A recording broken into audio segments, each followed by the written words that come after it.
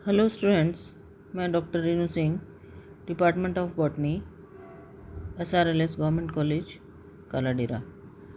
Students, कल हमने dicot stem की एनाटॉमी का अध्ययन किया था। आज के लेक्चर में हम मोनोकोट तने की एनाटॉमी की स्टडी करेंगे।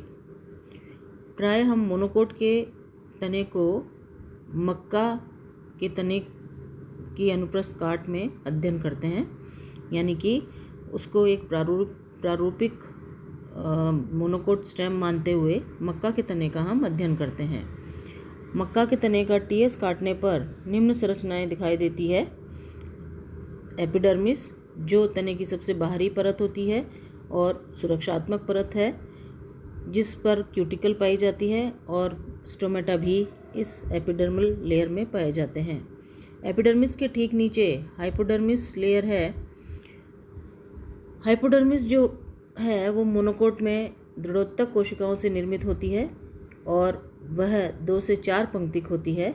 इनकी कोशिका भित्ति पर लिग्निन का स्थूलन पाया जाता है। हाइपोडर्मिस के नीचे ग्राउंड टिश्यू यानी भरण उत्तक मिलेगा। मक्का के तने में हाइपोडर्मिस के नीचे द्विबीजपत्री तने के समान कोर्टेक्स, एंडोडर्मिस तथा पेरिसाइकिल का विभेदन नहीं पाया जाता, अपितु यहाँ केवल भरण उत्तक के रूप में असंख्य मृदुतकी व गोलाकार कोशिकाएं पाई जाती हैं। इनमें इंटरसेलुलर स्पेसेस भी उपस्थित होते हैं, यानी कि इनमें इन सेल्स के बीच में अंतराकोशिक अवकाश भी पाए जाते हैं। भरण उत्तक में असंख्य वेस्कुलर बंडल्स बिखरी हुई अवस्था में पाए जाते हैं।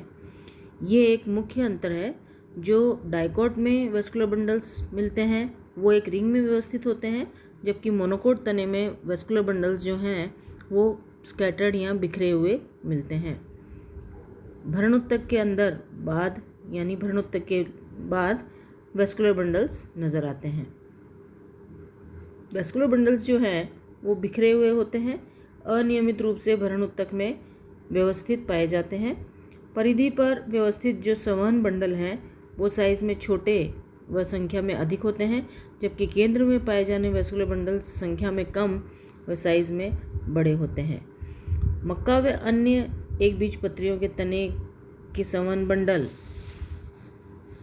में जाइलम व फ्लोएम के बीच कैम्बियम अनुपस्थित होता है। अतः इस प्रकार के संवहन बंडलों को क्लोज्ड वेस्कुलर बंडल भी कहते हैं। फ्लोएम जो है मोनोकोट स्टेम में वो ऊपर परिधि की तरफ एवं जाइलम नीचे की ओर अर्थात केंद्र की ओर व्यवस्थित होता है। जाइलम उत्तक की आकृति Y अक्षर के समान होती है। इसमें प्रोटोजाइलम नीचे की ओर एक रेखा में, जबकि मेटाजाइलम ऊपर की ओर Y की दोनों भुजाओं के रूप में व्यवस्थित होता है। यानी Y के जो 2 ऊपर के आर्म्स हैं उनमें तो मेटाजाइलम प्रेजेंट है, और जो नीचे की तरफ जो रेखा है Y की जो निचली रेखा है उसमें प्रोटोजाइलम पाया जाता है। यानी मेटाजाइलम ऊपर की ओर, प्रोटोजाइलम नीचे की ओर। ऐसे संवहन मंडल को संयुक्त संपार्श्विक बंध या अवर्धी एवं अंत्य आदिदारुक कहते हैं। यानी कि मोनोकोट में जो वेस्कुलर बंडल पाया जाता है वो कॉन्जेंट होता है, कोलेटरल और क्लोज्ड एंड डार्क कंडीशन इसमें पाई जाती है। वेस्कुलर बंडल के चारों ओर दृढ़ोत्तक बंडल शीथ पाई जाती है। फ्लोएम टिश्यू में केवल चालनी नलिकाएं एवं सह कोशिकाएं ही पाई जाती हैं। इसमें फ्लोएम पैरेन्काइमा व फ्लोएम फाइबर्स नहीं पाए जाते। प्रारंभिक अवस्थाओं में निर्मित प्रोटोजाइलम की कोशिकाएं आगे चलकर बनने वाली मेटाजाइलम व जाइलम उत्तक बनने के कारण नष्ट हो जाती हैं। यह कुचली हुई क्रस्ट प्रोटोफ्लोएम कोशिकाएं फ्लोएम उत्तक के ऊपर विघटित कोशिकाओं के रूप में विद्यमान होती है। मक्का के तने में जाइलम उत्तक अपेक्षाकृत कम मात्रा में पाया जाता है, जिसमें वाहिकाएं Y के रूप में व्यवस्थित होती हैं। तने में वृद्धि के कारण कुछ प्रोटोजाइलम वाहिकाएं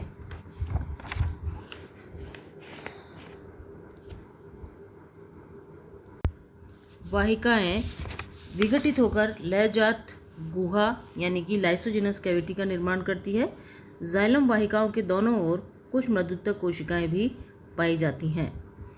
ये था मोनोकोट स्टेम का एनाटॉमी यानी कि उसकी आंतरिक संरचना। अब हम vascularisation of primary shoot in monocots यानी मोनोकोट्स में जो वेस्कुलर बंडल्स हैं उनका किस तरह का स्ट्रक्चर या किस तरह का ऑर्गेनाइजेशन होता है। एक बीजपत्री स्टेम में वेस्कुलर बंडल्स की संख्या प्राय अनिश्चित होती है। Vascular bundles collateral and closed होते हैं। प्रत्येक वेस्कुलर बंडल में एक दृढ़ोत्की आच्छाद्य होता है। जाइलम इसमें वाय आकार का होता है जिसमें 4 वाहिकाएं यानी 2 मेटाजाइलम व 2 प्रोटोजाइलम होती हैं। फ्लोएम वाय की भुजाओं के बीच होता है यानी जो वाय के जो 2 आर्म्स हैं उनके बीच में फ्लोएम पाया जाता है। कुछ वेस्कुलर बंडल्स कंसेंट्रिक होते हैं यानी सकेंद्री प्रकार के वेस्कुलर बंडल्स भी मोनोकोट्स में पाए जाते हैं। मोनोकोट्स में वेस्कुलर बंडल प्ररोह शीर्ष से आधार तक अपना व्यष्टिगत लक्षण बनाए रखता है। प्राय छोटे बड़े तथा मध्यम आकार के वेस्कुलर बंडल्स नियमित अंतराल पर कुछ पर्न ट्रेसेस निकालते हैं यानी कि जहाँ से ब्रांचेस निकलती हैं वहाँ पर पर्न ट्रेसेस निकलते हैं। पोएसी कुल के कुछ सदस्यों में जैसे जियामेज में पर्व संधियों के समीप बहुत से संवहनपूर्ण कोर्टेक्स में भी विलुप्त हो जाते हैं। जो चित्र है वह है मक्का के तने का अनुप्रस्थ काट का आरेखीय यानी आउटलाइन डायग्राम और जो नीचे है वो है कोशिकीय डायग्राम यानी कोशिकीय चित्र। हम कोशिकीय चित्र को जब देखते हैं तो सबसे बाहरी परत हमें एपिडर्मिस नज़र आती है, उसके नीचे हाइपोडर्मिस लेयर है और उसके नीचे हाइपोडर्मिस के 2-3 पंक्तियों के नीचे ग्राउंड टिश्यू पाया गया है जिसमें कि वेस्कुलर बंडल्स स्कैटर्ड होते हैं। जो वेस्कुलर बंडल्स हैं वो परिधि की ओर छोटे और संख्या में ज़्यादा और जो केंद्र में होंगे वो वेस्कुलर बंडल्स बड़े और संख्या में कम होंगे। जो वेस्कुलर बंडल्स हैं उसमें वाय आकार का जो है स्ट्रक्चर बनता है जो जिसमें कि 2 जो आर्म्स हैं वाय की वो मेटाजाइलम उसमें यानी कि उसमें मेटाजाइलम उपस्थित है और जो नीचे वाय का जो नीचे रेखा बनती है उसमें प्रोटोजाइलम उपस्थित होता है और इन आर्म्स के बीच में फ्लोएम टिश्यू पाया जाता है। वेस्कुलर बंडल में कैम्बियम अनुपस्थित है यानी कि इसमें कैम्बियम उपस्थित नहीं होता, जबकि डायकॉट स्टेम में जाइलम और फ्लोएम के बीच में कैम्बियम टिश्यू उपस्थित है या कैम्बियम प्रेजेंट है जो कि डायकॉट्स की सेकेंडरी ग्रोथ के लिए उत्तरदायी है। क्योंकि मोनोकोट्स के वेस्कुलर बंडल में कैम्बियम अनुपस्थित होता है इसलिए मोनोकोट्स में द्वितीयक वृद्धि नहीं देखी जाती। ये स्ट्रक्चर था मोनोकोट स्टेम का जो कि हमने मक्का के तने की काट कर हमने अध्ययन किया था। अंत में जब हम द्विबीजपत्री एवं एक बीजपत्री तने में अंतर देखते हैं तो निम्न अंतर हमें दिखाई देते हैं। जो डायकॉट स्टेम की बाह्य त्वचा है उसकी सेल्स ढोलकाकार जिस पर बहुकोशिकीय रोम होते हैं, जबकि मोनोकोट स्टेम की जो एपिडर्मिस है उसमें सेल्स तो ढोलकाकार हैं किंतु इनकी साइज़ छोटी होती है और बहुकोशिकीय रोम कम होते हैं या एब्सेंट होते हैं। हाइपोडर्मिस जो है डायकॉट स्टेम में वो स्थूल कोणोत्तक की बनी होती है, जबकि हाइपोडर्मिस मोनोकोट स्टेम में दृढ़ोत्तक की बनी होती है। डायकॉट का जो कोर्टेक्स है वो मृदुत्कीय व अनेक पंक्तियों में व्यवस्थित और जो मोनोकोट में कोर्टेक्स होता है वो अविभेदित होता है।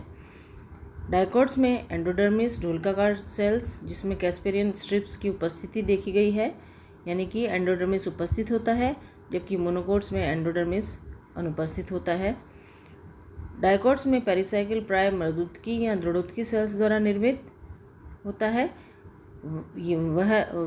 ये एक या बहुस्तरीय यानी एक लेयर्ड यूनिलेयर्ड यानी सिंगल लेयर्ड या बहु लेयर्ड यानी मल्टी लेयर्ड हो सकता है, जबकि मोनोकोट स्टेम में पेरिसाइकिल अनुपस्थित होता है।